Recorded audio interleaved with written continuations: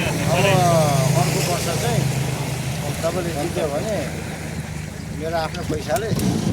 यो खोलेर इन्डियन काठ पुल भनेर त्यो रुखसम्म लान्छु म दिइहाल्छु नि अरे